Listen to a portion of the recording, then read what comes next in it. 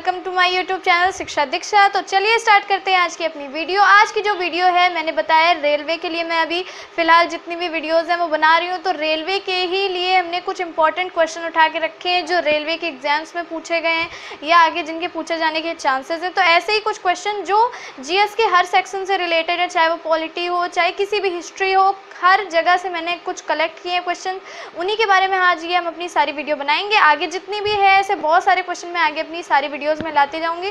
तो आप ऐसी जितनी भी मेरी वीडियो आ रही हैं इनको बिल्कुल भी देखना मत भूलिए, सारी की सारी वीडियो देख लीजिए और चैनल को भी सब्सक्राइब कर लीजिए। तो चलिए स्टार्ट करते हैं आज की अपनी वीडियो। तो मैंने यहाँ पे कुछ क्वेश्चंस लिख रखे हैं, बहुत ही इजी टाइप के क्वेश्चन हैं अगर आपको ये सारी चीज़ें तैयार हैं तो, क्योंकि बहुत ज़्यादा कोई टफ क्वेश्चन नहीं पूछे जाते हैं जीएस में। ये मैंने आपसे पहले ही पूछा था, जो रेलवे का जीएस सेक्शन आएगा कोई बहुत ज़्यादा हैवी नहीं रहेगा आपके लिए, लेकिन हाँ आपको उसकी तैयारी अच्छी होनी चाहिए आपकी। तो देखिए फर्स्ट क्वेश्चन जो आया है, शिवाजी की ताजपोशी कहाँ की गई थी। अगर आपने शिवाजी के बारे में या किसी भी राजा के बारे में अगर आप पूरा पढ़ते हैं तो आपको डिटेल इस बात की जानकारी हो जाएगी। आप जानते हैं कि शिवाजी जो थे वो महाराष्ट्र से बिलोंग करते थे। महाराष्ट्र में रायगढ़ का एक किला था जो कि रायगढ़ ज़िले में पड़ता था, वही उनका मेन किला था, फोर्ट था। तो वहीं पर उनकी ताजपोशी भी की गई थी और सह्याद्री पर्वत श्रृंखलाओं में वो किला आज भी स्थित है। तो पूछा जाए कि शिवाजी की ताजपोशी कहाँ की गई थी, ये ज़िला पूछा गया है तो आप रायगढ़ लिख सकते हैं, रायगढ़ ज़िला, और ये पड़ता कहाँ है आपका, महाराष्ट्र में। अब देखिए रॉकेट किस सिद्धांत पर कार्य करता है, बस इसमें पूछा गया आपको ये बताना है कि रॉकेट किस सिद्धांत पर कार्य करता है। तो संवेग रूपांतरण पर कार्य करता है। इसके अलावा ये भी पूछा जा सकता है कि, वैसे ये पूछा नहीं गया लेकिन अगर रॉकेट के बारे में पूछा गया तो और भी चीज़ें पूछी जा सकती हैं, जैसे कि न्यूटन के कौन से गति के नियम पर रॉकेट का सिद्धांत कार्य करता है। तो जो तीसरा नियम है जिसमें क्रिया प्रक्रिया वाला जो नियम है, प्रतिक्रिया वाला, वो ही नियम पे ये वर्क करता है, क्रिया और प्रतिक्रिया वाले पे। तो हो सकता है पूछा ये जा सकता है कि न्यूटन के कौन से नियम पर वर्क करता है। तो आप जानते हैं न्यूटन की गति का जो तीसरा जो नियम होता है उस पर वर्क करता है। अब देखिए नृत्य के बारे में पूछा गया है। देखिए फोक डांसेस जितने भी हैं, क्लासिकल डांसेस, फोक डांसेस, ये सारे आपको ज़रूर तैयार करने हैं। हर पेपर में इनसे कोई ना कोई क्वेश्चन ज़रूर आता है कि इस राज्य से संबंधित नृत्य कौन सा है, या फिर आपको नृत्य देगा और पूछेगा ये किस राज्य से संबंधित है। तो ये चीज़ बहुत ज़्यादा पूछी जाती है। देखिए इजी वाले सबको आ जाते हैं, जैसे डांडिया पूछा जाएगा तो आपको पता होता है कि डांडिया गुजरात का है, लेकिन यहाँ पे जो पूछा गया था वो तो चिराव बास नृत्य का संबंध किस राज्य से है। तो अगर आप डीपली पढ़ेंगे तभी आपको ये सारी चीज़ें याद रह पाएंगी। तो चिराव बास ये जो नृत्य है ये मिजोरम से संबंधित है। बहुत सारे नृत्य हैं जो आपको तैयार कर लेने, जैसे घेर, घूमर, ये सारे जितने भी जिस भी स्टेट के जो मेन डांसेस हैं, क्लासिकल डांसेस, फोक डांसेस, ये सारे आप ज़रूर तैयार कर लीजिए, ये बहुत ही इंपॉर्टेंट है। अब देखिए नेक्स्ट क्वेश्चन जो आया है, नमक की झील यानी सॉल्ट लेक किसे कहा जाता है। तो वैसे तो शाकंभरी झील या फिर सांभर झील इसको बोलते हैं।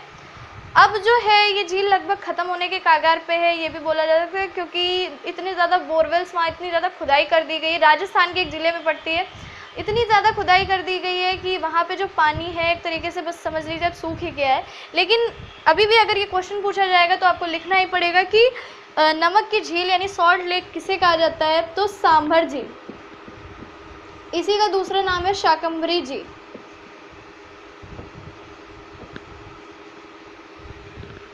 इस लेक का जो पानी है वो बहुत ही ज़्यादा सॉल्टी है, इस वजह से इसको सॉल्टी लेक या सॉल्ट लेक बोलते हैं। अब देखिए इन्फ्लुएंजा कैसा रोग है, यहाँ पे आपको ये पूछा गया है कि किस वजह से फैलता है, विषाणु जनित है, कैसा है। तो ये जो है ये वायरल है, यानी कि वायरल डिजीज़ है, यानी विषाणु जनित डिजीज़ है ये आपकी। तो आपको ये सारी चीज़ें भी तैयार करनी है कि किन किन चीज़ों से कौन कौन से रोग होते हैं, जैसे वायरस किन किन रोगों की वजह से होता है, ये सारे बहुत सारे क्वेश्चन आते हैं। पोलियो किस वजह से होता है, ये बहुत सारे, जैसे HIV किस वजह से होता है, तो आप जानते हैं सब वायरस की वजह से होते हैं। तो ये बहुत सारी चीज़ें हैं इनकी डिजीज़ेस और किस वजह से ये होते हैं, आपको ये सारी चीज़ें तैयार करनी पड़ेंगी। अब देखिए श्रीनगर किस नदी पर स्थित है। तो श्रीनगर झेलम नदी पर स्थित है।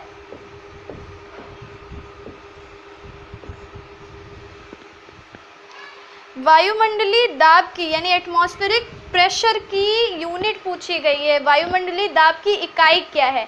एटमॉस्फेरिक प्रेशर की यूनिट क्या है? तो इसकी यूनिट होती है बार। बहुत ही इजी क्वेश्चन है, इनमें से कोई भी ऐसा नहीं है जो बहुत ज़्यादा टफ हो। बस आपको करना क्या है, आप जितने भी क्वेश्चन देख रहे हैं उनको तो अपने माइंड में रखते ही जाइए। ये क्वेश्चन किन किन टॉपिक से उठ रहे हैं, किन किन चीज़ों से उठ रहे हैं, उनको ज़रूर पढ़ते जाइए। क्योंकि अगर जो जिसने पेपर बनाया है अगर वो ये क्वेश्चन रख सकता है तो उसी टॉपिक से वो कुछ दूसरा क्वेश्चन बना के भी रख सकता है। क्योंकि क्वेश्चन बिल्कुल रिपीट होते हैं, लेकिन बहुत ज़्यादा क्वेश्चन आपने देखा होगा रिपीट नहीं होते। कुछ क्वेश्चन तो रिपीट होते हैं, लेकिन ऐसा नहीं कि हर बार पूरा पेपर पूरा रिपीटेड क्वेश्चंस पे है, ऐसा भी नहीं। कई बार नए क्वेश्चन रखे जाते हैं। तो ये सारे क्वेश्चन बनाता कैसे है, जो पेपर सेट करते हैं वो इसी तरीके बनाते हैं। यानी उन्होंने देखा कि पहले पेपर में क्या क्या पूछा गया था, कुछ वहीं से उन्होंने टॉपिक उठा लिए, वहाँ से आपको कोई नया क्वेश्चन उन्होंने बना के दे दिया। तो आप जिस टॉपिक के भी क्वेश्चन देख रहे हैं उस टॉपिक को अच्छे से तैयार करते जाइए। तो इस तरीके क्या होगा, धीरे धीरे आपके सारे टॉपिक कवर हो जाएंगे और आपको पता भी नहीं चलेगा। क्योंकि एक बार अगर आप बैठेंगे ना सब कुछ तैयार करने, तो वो बहुत ही ज़्यादा टफ हो जाएगा। और अगर आप इस तरीके टॉपिक वाइज तैयारी करेंगे तो ये बहुत ईजी रहेगा आपके लिए। इसके अलावा और कुछ क्वेश्चन देख लेते हैं जल्दी से। तो कुछ और इम्पॉर्टेंट क्वेश्चन मैंने यहाँ लिख लिए हैं, तो चलिए जल्दी से करते हैं उन क्वेश्चंस को भी। देखिए फर्स्ट क्वेश्चन है, मुगल किसके वंशज थे? आपने मुगल्स के बारे में पढ़ा है, अच्छे से डीपली उनके बारे में पढ़ते हैं। अकबर और जितने भी सम्राट, जितने भी शासक हुए मुगल शासक, उनके बारे में सब कुछ पढ़ा होगा। लेकिन यहाँ ये नहीं पूछा जा रहा है, ये पूछा जा रहा है स्टार्टिंग, उनके बिल्कुल स्टार्टिंग की, वो वंशज किसके थे? तो वो वंशज थे चंगेज खान के। Genghis Khan.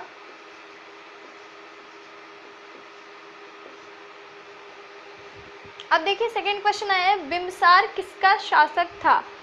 तो अगर आपने मगध की पूरी हिस्ट्री पढ़ी होगी, अशोक, इन सब के बारे में, या फिर आप बौद्ध धर्म का आपने पढ़ा होगा, तो वहाँ पे बिंबिसार का वर्णन आता है।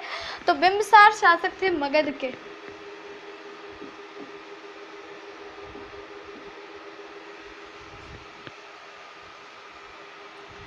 इंदिरा, जिनका नेम प्रियदर्शनी भी था, आप जानते हैं इंदिरा जी का नेम प्रियदर्शनी भी था बचपन का।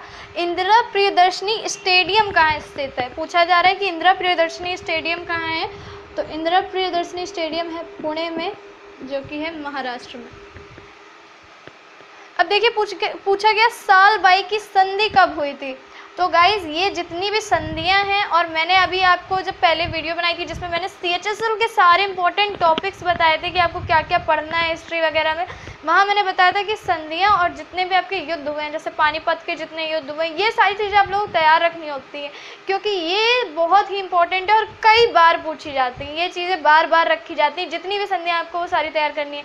पुरंदर की संधि, कितनी भी संधियाँ हैं आपको वो तैयार करनी है। और इसके अलावा जितने भी युद्ध हुए हैं वो सारे, खानवा का युद्ध, पानीपत का युद्ध, ये सब तैयार कर लीजिए। तो देखिए साल बाई की संधि कब हुई थी? 1782 को, 1782 में। अब देखिए पूछा गया है पो नदी किस देश में बहती है? तो ये देखिए आपका इंटरनेशनल चीज़ों के बारे में भी पूछा जाता है। ये जो पो नदी है ये इटली की है। तो यानी आपको अपने अलावा कुछ बाहर की जितनी भी चीज़ें हैं उनका भी कुछ ना कुछ नॉलेज होना चाहिए। जैसे लंदन में थेम्स है और इजिप्ट में आपकी नाइल है, यानी नील जिसको बोलते हैं। तो ये सारी चीज़ें आप लोगों को तैयार रखनी होंगी। तो पो नदी किस देश में बहती है? इटली।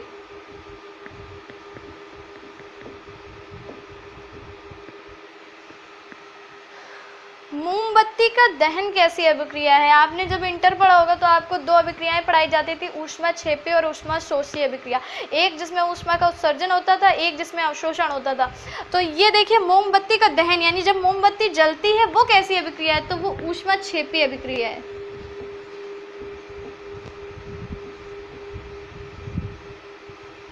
ऊष्मा क्षेपी अभिक्रिया।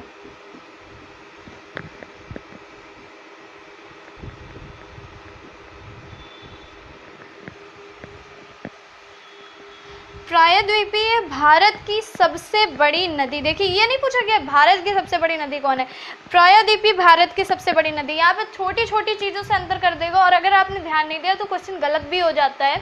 बहुत सारे लोग हैं जो जल्दी में क्वेश्चन पढ़ लेते हैं और गलत हो जाता है, सभी से गलती होती है, ऐसा नहीं है कि सिर्फ आप ही कुछ गलत करके आते हैं, हर कोई जो जल्दी में पढ़ेगा वो जल्दी से गलत कर ही आएगा। तो यहाँ प्रायद्वीपीय, देखिए ये वर्ड जो लगाया गया है ये इंपॉर्टेंट है, प्रायद्वीपीय भारत की सबसे बड़ी नदी, तो ये है गोदावरी।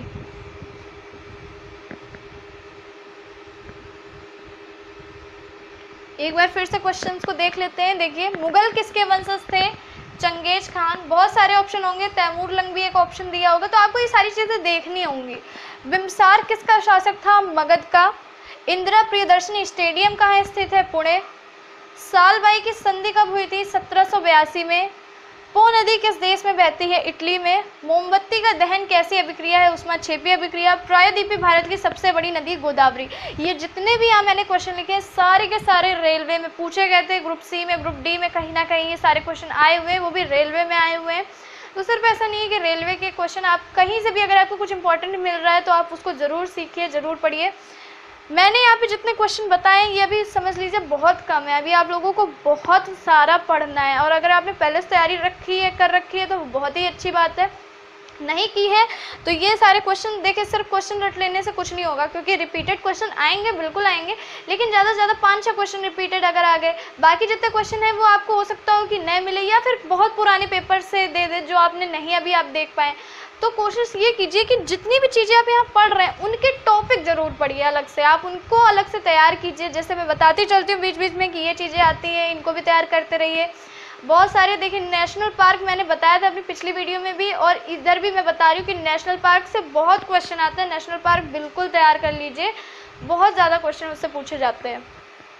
तो आज की ये वीडियो मेरी कैसी लगी आपको मुझे ज़रूर बताइए, कमेंट में कमेंट करके बताया करिए, और अगर अच्छी लगी हो तो बिल्कुल लाइक करना मत भूलिए। चैनल को सब्सक्राइब कर लीजिए, बेल आइकन को भी प्रेस कर लीजिए, ताकि मैं जल्दी जल्दी से वीडियो लाऊं और आप लोग जल्दी जल्दी से उसे देख सकें। तो कैसी लगी आज वीडियो कमेंट में ज़रूर बताइएगा। तो पढ़ते रहिए, सीखते रहिए शिक्षा दीक्षा के साथ।